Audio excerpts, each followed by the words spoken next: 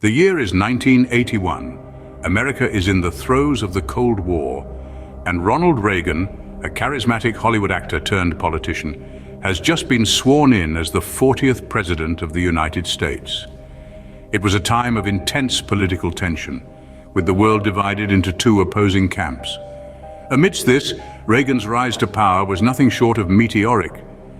From his humble beginnings in the world of cinema to the grandeur of the White House, his journey was a testament to the American dream. Public perception of him was largely positive, with many seeing him as a beacon of hope in uncertain times. His campaign promises of economic prosperity and global supremacy resonated with the masses, and his charisma made him an instant favorite. The optimism and change he promised seemed to herald the dawn of a new era. Little did anyone know a dark shadow was looming, threatening to cut short Reagan's presidency.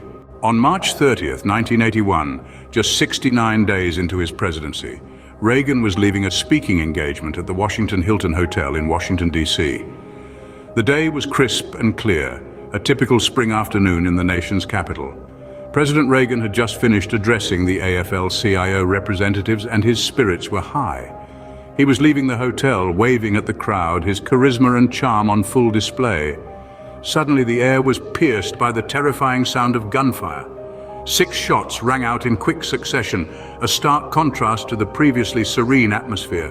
The assailant was John Hinckley Jr., a troubled young man with a Jodie Foster obsession and a desperate desire to make a mark on history.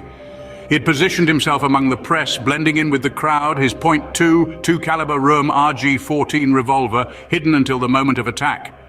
Chaos erupted as the first shot was fired. The crowd scattered, screams echoed, and the Secret Service sprang into action. Within seconds, agents threw themselves over Reagan, shielding him with their bodies.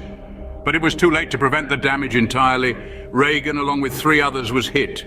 Press Secretary James Brady was critically injured, a bullet lodged in his brain.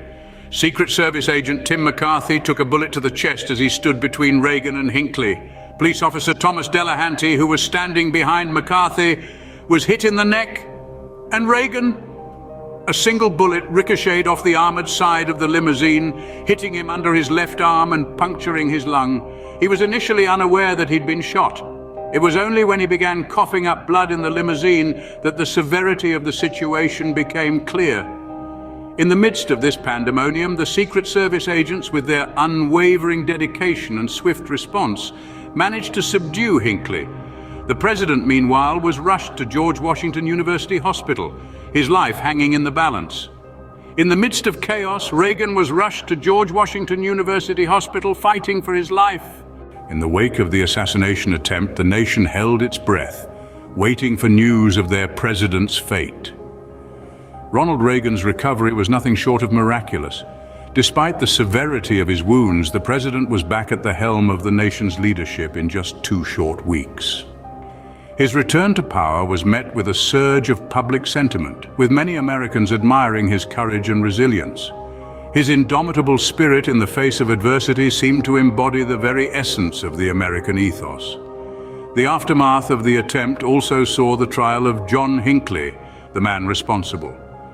Hinckley was found not guilty by reason of insanity and committed to a mental institution, a decision that sparked widespread controversy and debate about the nature of justice in America. The impact of the event on Reagan's presidency was profound. It led to increased security measures for the president and all future presidents.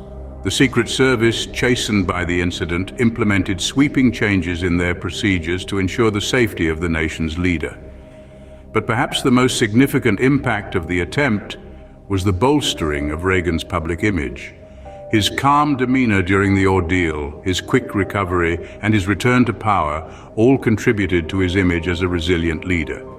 This event, in many ways, defined his presidency, casting him as a heroic figure in the face of adversity. Public sentiment, too, was deeply affected. The near tragedy served to unite the nation, eliciting an outpouring of support for the president.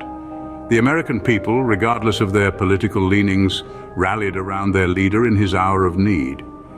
This incident, tragic as it was, seemed to bridge the divide, if only for a moment, in an otherwise politically polarized nation. The assassination attempt on Ronald Reagan, a shocking moment in American history, would forever change the course of his presidency and the nation.